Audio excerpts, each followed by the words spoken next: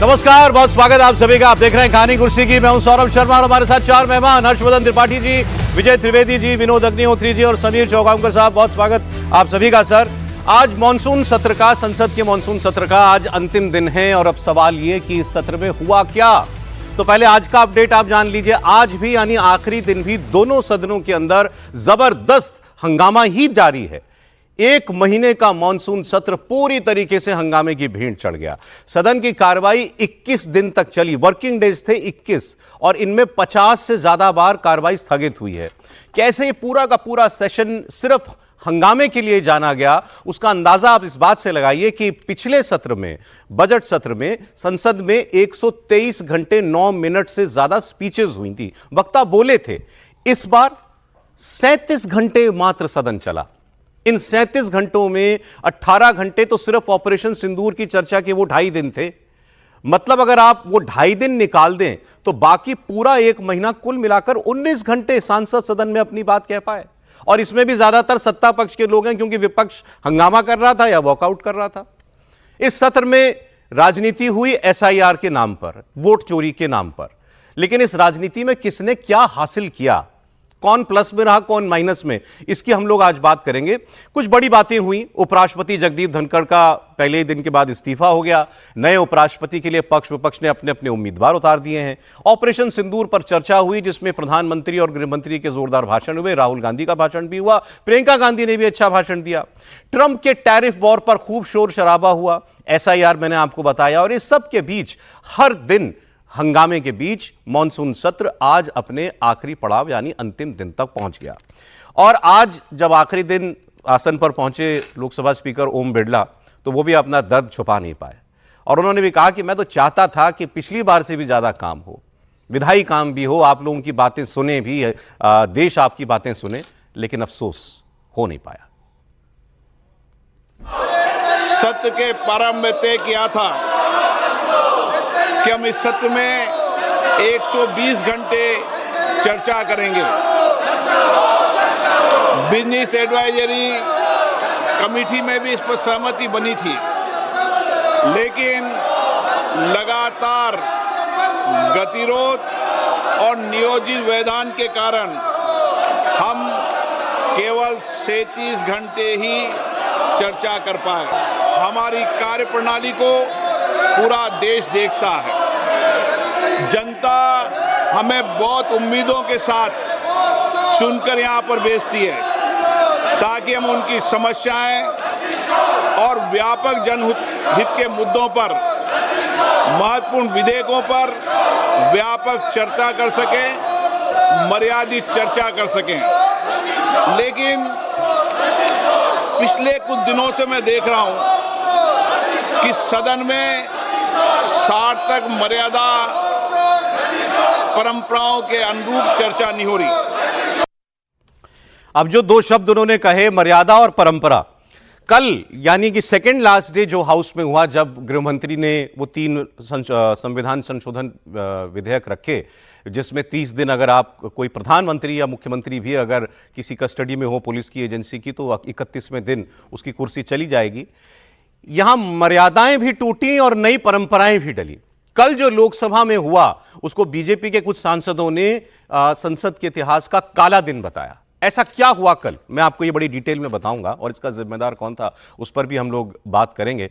लेकिन जो अभी ओम बिरला जी बात कह रहे थे, सर, अब जो हमारे लिए तो अब इसमें कुछ नया नहीं रह गया। अब ये कुछ वर्षों से हम देख रहे हैं, हर सत्र में ऐसा ही होता है। आप कुछ एक चुनिंदा दिन निकाल दें जिस दिन कोई बड़ी बात होनी होती है या कोई बड़ा टॉपिक बहस का, जिस पर विपक्ष और सत्ता पक्ष राजी हो जाएं, तो हम किसी को सुन पाते हैं, वरना वॉश आउट। अब इस बार भी यही हुआ। जैसे ऑपरेशन सिंदूर पे चर्चा हुई, हो गई, दोनों दोनों सदनों में अच्छी चर्चा हुई, सरकार भी तैयार हो गई और विपक्ष ने भी बातचीत की। लेकिन एसआईआर के मुद्दे को लेकर विपक्ष लगातार हंगामा करता रहा, सरकार तैयार नहीं हुई और कुल मिलाकर के सदन हंगामे की भेंट चढ़ गया। दरअसल ये जो सदन का पूरा है, जिस पे स्पीकर साहब ने भी क्या कहते हैं, दुख व्यक्त किया है, मुझे लगता है कि बेहतर होता सदन में कामकाज हो, विरोध भी दर्ज हो, सरकार अपनी बात कहे। लेकिन क्या है कि ये पिछले कई वर्षों से, मतलब 10 साल मोदी जी के निकाल दीजिए, उसके पहले मनमोहन सिंह के कार्यकाल से ही अगर शुरू करें तो डिसरप्शन का ये इस तरह के डिसरप्शन पहले भी होता था, लेकिन एक दिन 2 दिन हो जाता था, उसके बाद जो है हाउस फिर बैठ जाता था।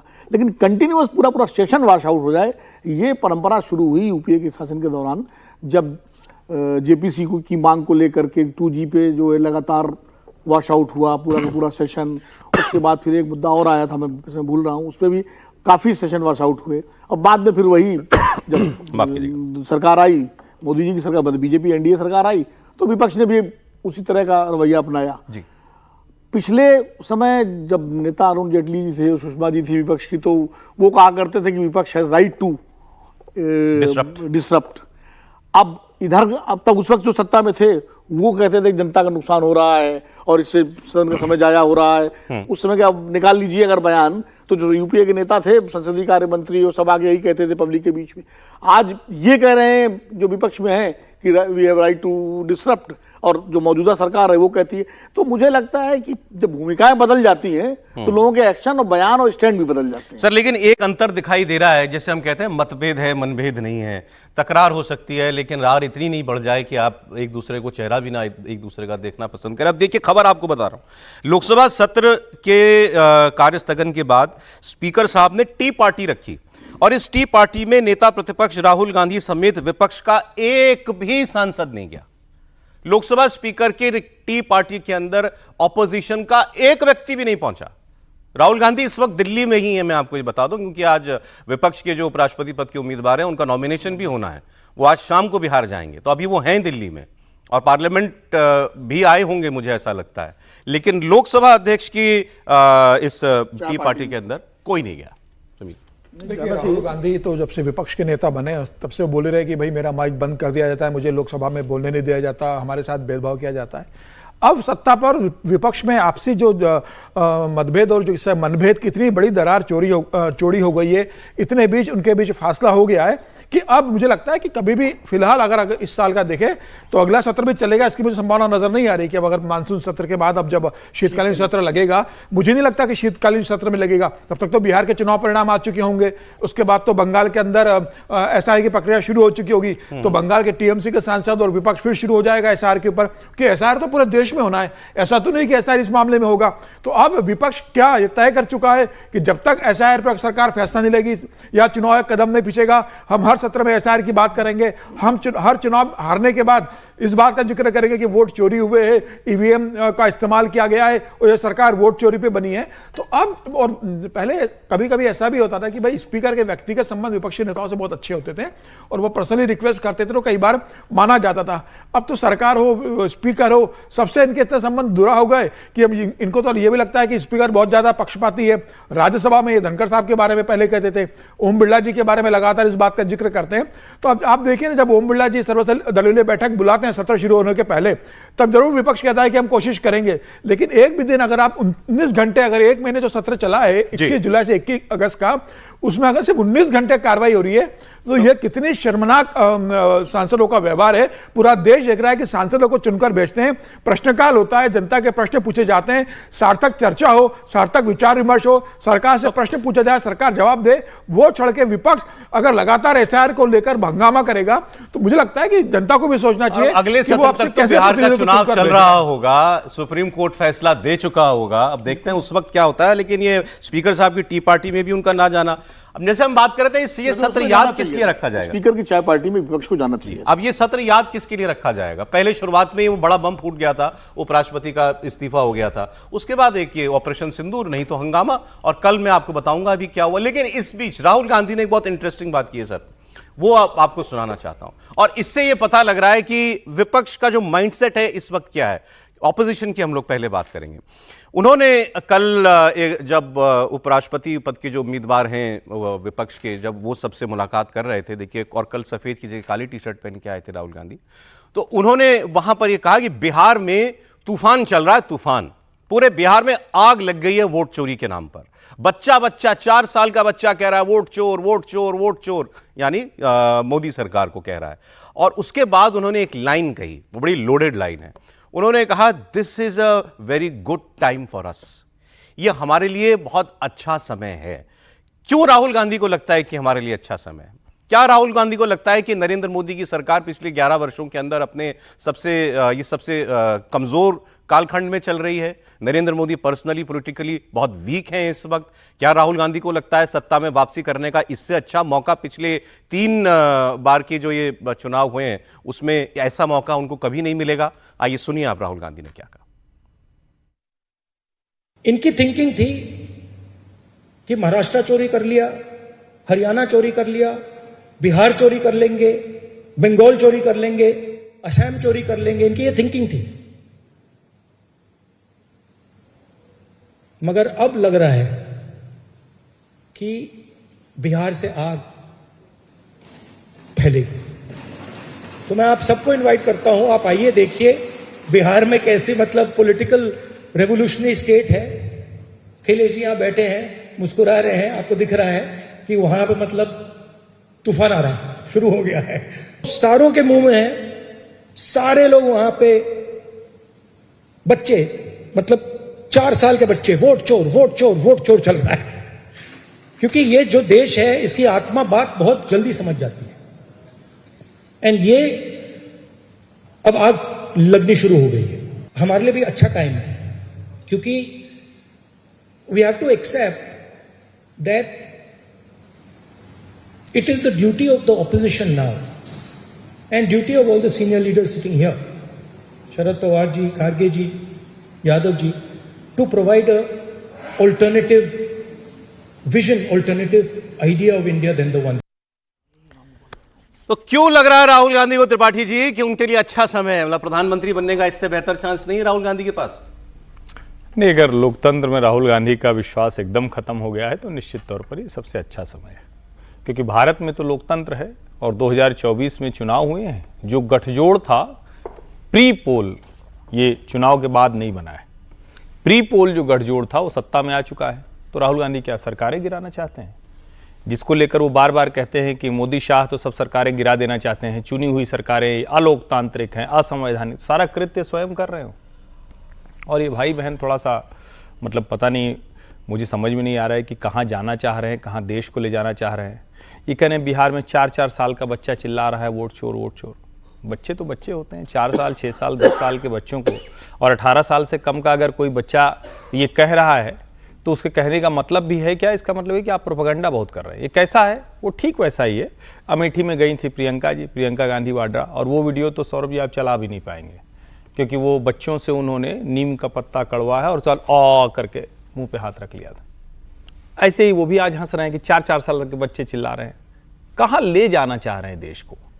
क्या राहुल गांधी सत्ता में नहीं है तो इस देश का पूरी तरह से सर्वनाश करने पर आमादा है? क्योंकि आप अगर ये कहते कि हम विपक्ष की भूमिका में हैं, हम बिहार में चुनाव जीतने जा रहे हैं, तो बिल्कुल ये बात समझ में आती है। वहां चुनाव होने जा रहा है, लोकतंत्र में यही तरीका होता है। आपकी बात अगर लोगों को समझ में आ गई तो हो जाएगा।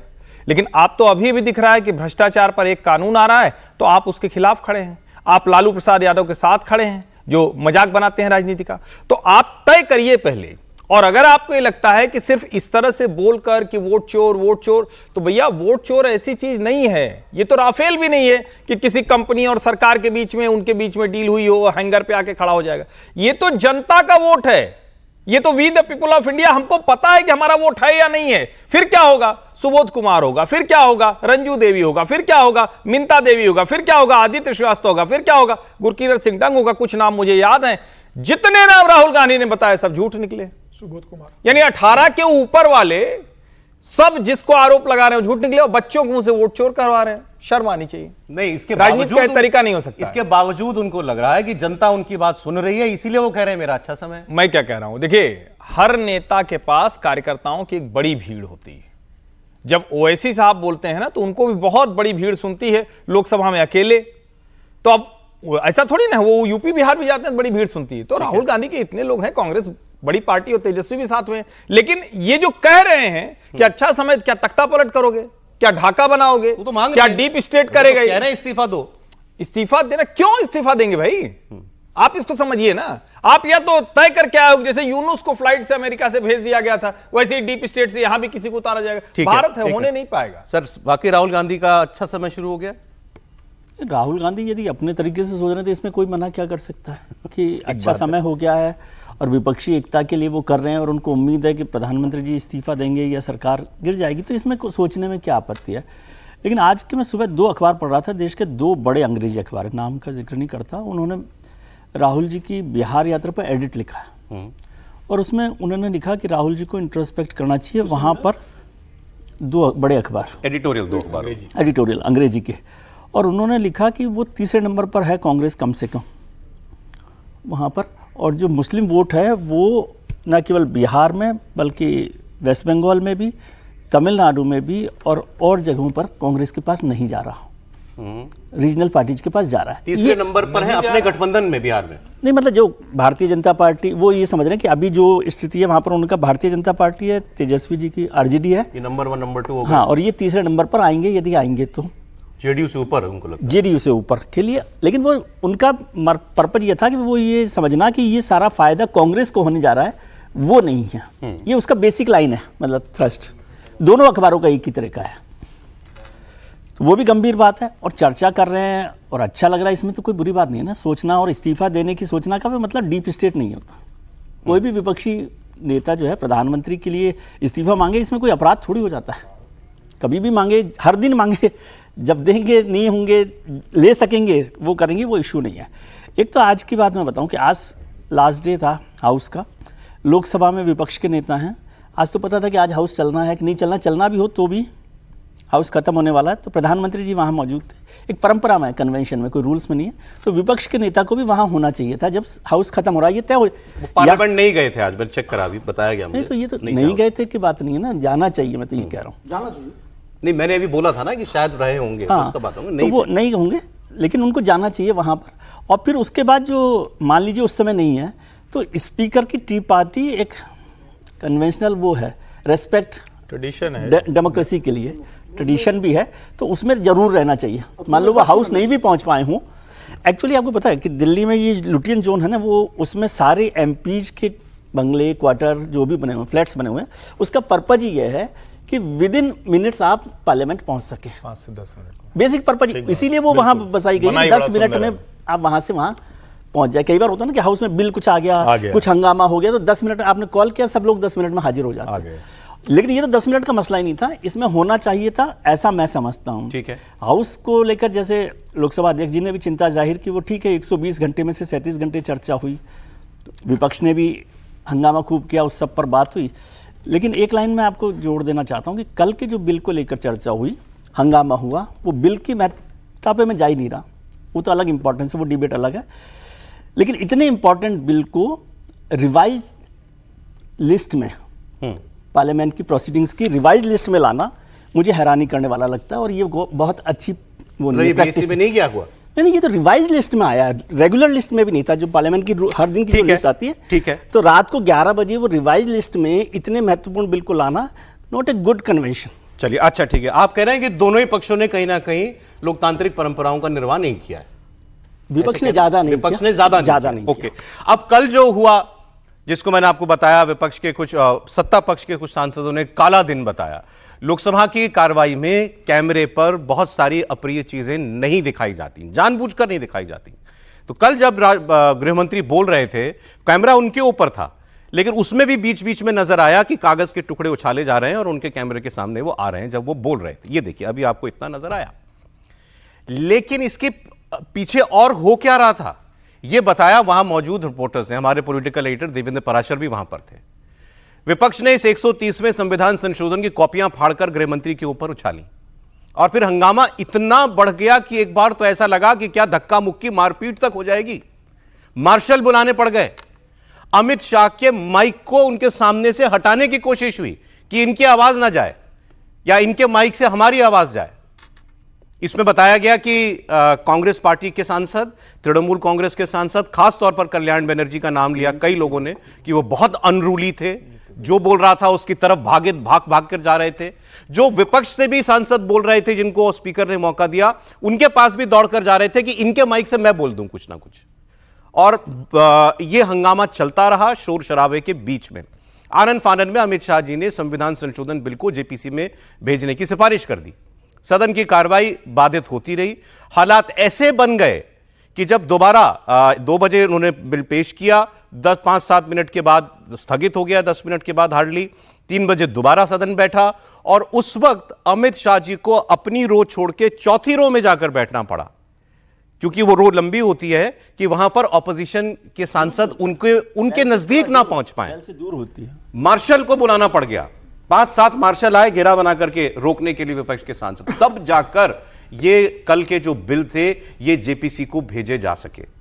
जिसके बाद अमित शाह जी ने सोशल मीडिया पर पोस्ट किया और उन्होंने ये लिखा कि एक तरफ प्रधानमंत्री मोदी अपने आप को कानून के दायरे में ला रहे हैं, दूसरी तरफ उन्होंने इंदिरा गांधी की याद दिलाई कि उन्होंने खुद को राष्ट्रपति, उपराष्ट्रपति, स्पीकर को अदालती कार्रवाई से प्रोटेक्शन देने के लिए कानून बना दिया था। और फिर उन्होंने कहा अब ये देश तय करे, क्या कोई दागी व्यक्ति जेल में भी हो अगर, तो भी क्या वो मंत्री, प्रधानमंत्री, मुख्यमंत्री बना रह सकता है।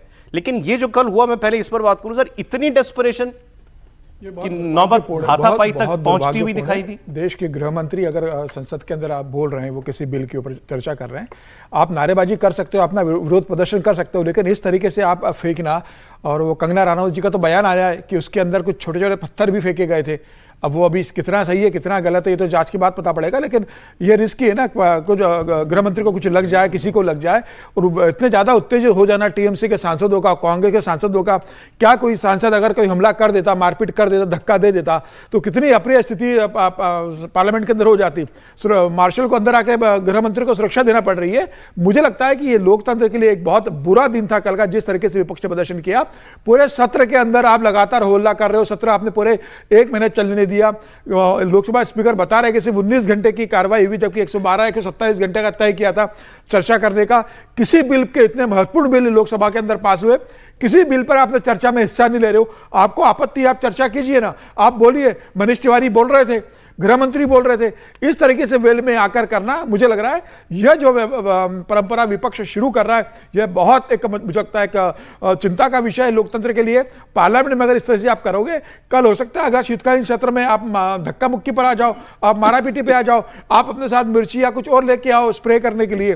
तो मुझे लग रहा है कि ये बहुत गंभीर मामला है। लोकसभा स्पीकर से देखेंगे, और विपक्ष को भी, आपको किसी बिल पे विरोध है, आप अपनी बात रखिए, स्पीकर आपको समय देता है। अभी जेपीसी में बिल चला गया है, इस तरीके से गृह मंत्री के ऊपर मुझे लगता है अपरोक्ष रूप से हमला करने की कोशिश थी कि आपने बिल पाल कर फेंका है, आपके हाथ में कुछ और आ जाता, आप कुछ और फेंक देते उत्तेजना में, तो क्या होता। मुझे लगता है यह बहुत दुर्भाग्यपूर्ण है, और राहुल गांधी को विपक्ष की तरफ से इस बात के लिए माफी मांगनी चाहिए, खेद प्रकट करना चाहिए कि विपक्ष ने जो व्यवहार किया है उसके लिए मैं माफी मांगता हूं। क्या राहुल गांधी इस बात के लिए माफी मांगेंगे? कल भी ये बात हमने की थी कि बिल तो जेपीसी को जाना था, ये तय है। ठीक है, वीर जी ने जो बताया कि आप रिवाइज लिस्ट में क्यों लेकर के आए, पहले से इसकी जानकारी होनी चाहिए थी, लेकिन जेपीसी को जो चीज जा रही है, जिसमें आप लोग होंगे शामिल, विपक्ष के लोग, उसके लिए इतनी मारामारी नहीं। देखिए, ये जो है, जो भी घटना हुई है दुर्भाग्यपूर्ण है और निश्चित रूप से नहीं होनी चाहिए। इस तरह की घटनाएं सदन में जब होती हैं तो उसका पूरा मैसेज बहुत गलत जाता है, और लगता है कि हमारे जो लॉ मेकर्स हैं, क्योंकि अपोजिशन के लोग भी लॉ मेकर्स ही माने जाते हैं, भले सरकार बिल बनाती है, उनका व्यवहार कितना अशोभनीय है। लेकिन ये पहली बार नहीं हुआ है, ये जो उनका परंपरा शुरू नहीं हुई, ये परंपरा ये गलत है, जो लगातार पहले भी देखी गई है। इसी हाउस में, याद होगा राज्यसभा में वो किस्सा हुआ था जब वो फोटोग्राफी हो रही थी, और उसके बाद धनखड़ जी के टाइम 40-50 सांसद सस्पेंड हुए थे। वो मुझे याद है जब महिला बिल आया था राज्यसभा में, तो शीशी खिड़कियां टूटी थी। विजय जी को याद होगा, ये तो राज्यसभा गैलरी में रहे होंगे, हम लोग भी थे, और उसमें हामिद अंसारी की सुरक्षा के लिए जो उसमें सभापति थे, बाकायदा मार्शल आ गए थे। तो ये घटनाएं पहले भी होती रही हैं इस तरह की। कई घटनाओं तो हम लोग गवाह हैं, तो 2 सांसद तो बिल्कुल वेल में आए, एक दूसरे में बिल्कुल ऐसा लगा कुश्ती लड़ा जाएंगे। लेकिन ये बहुत दुर्भाग्यपूर्ण है, कल की घटना ही बहुत दुर्भाग्यपूर्ण है, पहले भी जो है बहुत दुर्भाग्यपूर्ण है। होता क्या है, घटनाएं होती है, उसके बाद फिर हम आगे बढ़ जाते हैं, और इन पर कोई सही ढंग से पक्ष और विपक्ष के बीच में बैठ करके कोई रणनीति, कोई फैसला, कोई आचार संहिता नहीं बनती है कि भाई ये एक लक्ष्मण रेखा है जो पार नहीं होनी चाहिए। बीजेपी के लोग तो मांग कर रहे हैं स्पीकर कार्रवाई करें, जिन लोगों ने कल हंगामा किया उनके ऊपर एक्शन ले। तो स्पीकर का अधिकार है, कार्रवाई कर सकते हैं, क्यों नहीं कर सकते हैं? ठीक है। अरे इसमें लेकिन मूल बात ये निकली, अब बीजेपी इसको corruption crusader versus corruption supporter, ये नैरेटिव दे रही है। अमित शाह जी ने कल लिखा कि लालू जी को बचाने के लिए मनमोहन सिंह जी की सरकार में सोनिया गांधी के कहने के ऊपर अध्यादेश लाया गया था दागियों को बचाने के लिए, जब उनको सजा हो गई थी, उनकी सदस्यता जा रही थी, और राहुल गांधी ने उस वक्त उसका विरोध किया था, ऑर्डिनेंस की कॉपी फाड़ी थी। आज वो राहुल गांधी लालू यादव को गले लगा रहे हैं त्रिपाठी जी। नहीं, तब लालू यादव को लगता था कि अभी सब कुछ मनमोहन सिंह के माथे पर फूटना है, हम तो बड़े घर के बच्चे हैं, अभी दिया हुआ है राजपाट किसी को चलाने के लिए, तो ठीक है सब कुछ इनके ऊपर फोड़ दो, हमारी एक छवि बनेगी। वो तो छवि निर्माण का समय था, राहुल गांधी की बहुत छवि निर्माण की कोशिश की गई, फेरिस्त गिनाने लगूंगा तो शो निकल जाएगा। लेकिन ये कितना खतरनाक है, बार बार ये कहा जाता है कि अमित शाह तो दिन रात गुंडागर्दी ही करते रहते हैं, किसी को कुछ करा दिया, किसी को दबाव बना दिया, एजेंसी भेज दिया। होम मिनिस्टर बोल रहा है और उसको तीसरी पंक्ति में या चौथी पंक्ति में जो भी पंक्ति रही हो, आज तक तो नहीं हुआ। विनोद जी ने कई चीजें लेकिन लगा के बताई, लेकिन मुझे नहीं ध्यान में है कि होम मिनिस्टर कोई ऐसा महत्वपूर्ण विधेयक प्रस्तुत कर रहा हो और उसको सांसदों के अराजकता, आक्रामकता की वजह से पीछे की सीट पर जाकर बैठना पड़ा हो। नंबर एक। नंबर दो, ये देश के लोगों को जानना चाहिए, क्योंकि आप लोग बहुत सी चीजें सुनते हैं लेकिन कुछ नहीं सुनेंगे। जो एक ये, इस सत्र में मणिपुर पर कोई बात नहीं हुई, विपक्ष ने कुछ नहीं कहा, लेकिन आपको क्या पता है कि इसी सत्र में मणिपुर के लिए एक बड़ा बजट विधेयक के साथ प्रस्तुत हुआ है जिस पर विपक्ष ने चर्चा तक नहीं की। तो एक तरफ वो भ्रष्टाचार के इतने बड़े कानून पर ऐसा हंगामा कर रहे हैं कि उस पर बातें ही ना हो, और बीजेपी बनाए या ना बनाए, देश के लोग पूछ रहे हैं। पहली बार पीएम सीएम वो कह रहे हैं कि इसी तरह से तो सिंगापुर कभी बना होगा, इसी तरह से तो दुनिया के देश बने होंगे कि हर कोई अकाउंटेबल होगा करप्शन करने पर।